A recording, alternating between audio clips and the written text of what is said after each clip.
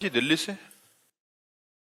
जय श्री हरिवंश महाराज जी। महाराज जी, भगवत गीता में श्री कृष्ण जी ने कहा है, आप ऐसे लिख रहे हैं कि मैं जिस पे भी कृपा करता हूँ या जिससे भी प्रेम करता हूँ उससे उसका सब कुछ छीन लेता हूँ। मैं अर्थ, परिवार, सभी रिश्ते, नाम और प्रसिद्धि छीन लेता हूँ, फिर वो बिना शर्त मेरे पास आता है और मुझ में समा जाता है। महाराज जी, 1 साल से ऐसा ही महसूस हो रहा है कि सब कुछ बहुत तेजी से हो रहा है। परिवार और व्यवसाय सहित सभी लोग जिनका मैं समर्थन करता था वो बार बार मेरे विश्वास को धोखा दे रहे हैं। ऐसी स्थिति। देखो, ऐसा कोई ना समझे, गलत अर्थ मत लीजिए। अगर गलत अर्थ लेंगे तो कोई कोई भयभीत भी हो जाएंगे। ऐसा नहीं। मंगल भवन अमंगल हारी, भगवान की ताकत नहीं है कि वो अमंगल कर सके, क्योंकि मंगल भवन है। अरे वो मारेंगे तो देव दुर्लभ पद प्राप्त होता है। भगवान की ताकत नहीं किसी का मंगल कर सके। जैसे सूर्य की ताकत नहीं कि अंधेरा दिखा दे, क्योंकि जहां सूर्य रहेगा वहां अंधेरा नहीं हो सकता।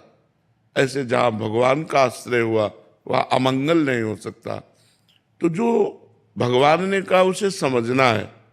जब तक हमारी धन में प्रीति होती है, जब तक हमारी परिवार में प्रीति होती है, जब तक हमारी भोगों में रति होती है, तब तक भगवान से प्रेम नहीं होता। तो भगवान 2 प्रकार से वो रति हटाते हैं।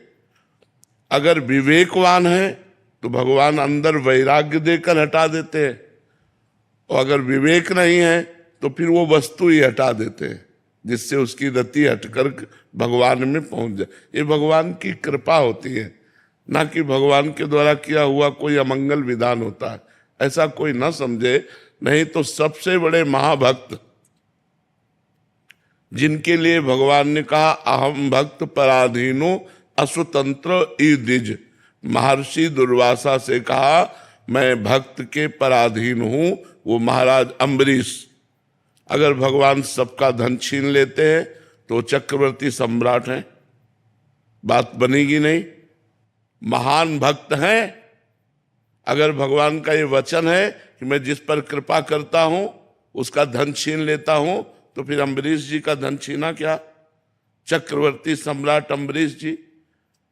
भगवान प्रकट हो रहे हैं स्वयं चक्रवर्ती सम्राट महाराज दशरथ जी के यहां। भगवान जब कृपा किए तो सुदामा को सुदामापुरी का निर्माण कर दिया। तो मुझे लगता है हमको समझना होगा इस बात को, कहीं हम उल्टा न समझ ले। तो अगर भगवान की शरणागति से सर्वनाशी होता है तब तो हमारे पास कुछ नहीं होना चाहिए था। अच्छा, पूर्व पाप के प्रभाव से किडनी फेल हुई और भगवान की कृपा का बल देखो कि इस स्थिति में भी हम आपसे बात कर रहे हैं, हम आपसे बैठकर चर्चा कर रहे। क्या आप भगवान की कृपा नहीं कहोगे? तो भगवान की कृपा दुलार करती है कि पीटती है? भगवान की कृपा देती है कि लेती है? हमें इस बात पर देखो, भगवान की कृपा सजाती है या उजाड़ती है? सजाती है। हाँ, सत्य को सजाती है, असत को उजाड़ती है। जो हमारे अंदर असत भावनाएं हैं उनका सर्वनाश कर देती है भगवान की कृपा। तो ये हम ना सोचे। 2 प्रकार से कृपा भगवान की तरफ ले जाती है। बहुत अच्छे से समझ लो।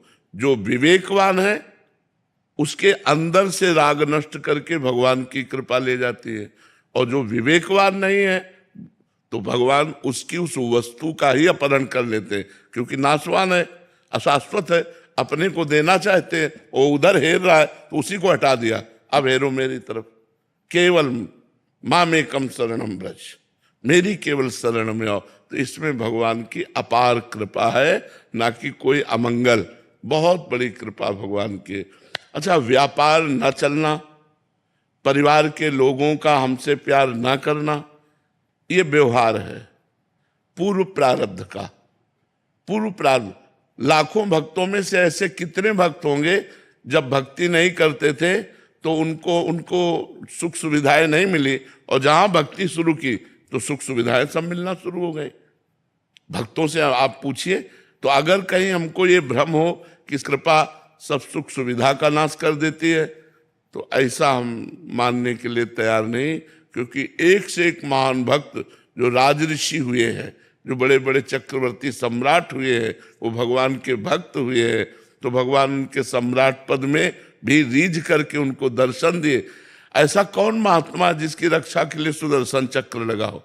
लेकिन अम्बरीश जी की सुरक्षा के लिए सुदर्शन चक्र लगा था। और अम्बरीश जी की रानियां थी, राजा थे, वो सारा वैभव था। तो भगवान दो प्रकार से अपनी तरफ घसीटते हैं, एक तो विवेक देकर राग का नाश, और दूसरा उस वस्तु को हटाकर अपनी प्राप्ति कराना।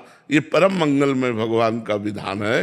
तो खूब नाम जप करो और राजी रहो उसी में जिसमें उसकी रजा है। जिसमें तुम राजी हो उसमें मैं राजी हूं, बस देख लेना, जीत जाओगे, मंगल हो जाएगा। जिसमें तुम राजी हो उसमें हम राजी हैं, ये बात सीख जाओ तो सब मंगल हो जाएगा। आज हमको थोड़ा सा कष्टप्रद जीवन लग रहा है, लेकिन कर हमारा जीवन बड़ा मंगलमय होगा, ऐसा विचार हर भक्त को करके भजन में और दृढ़ रति करनी चाहिए, संशय नहीं करना चाहिए।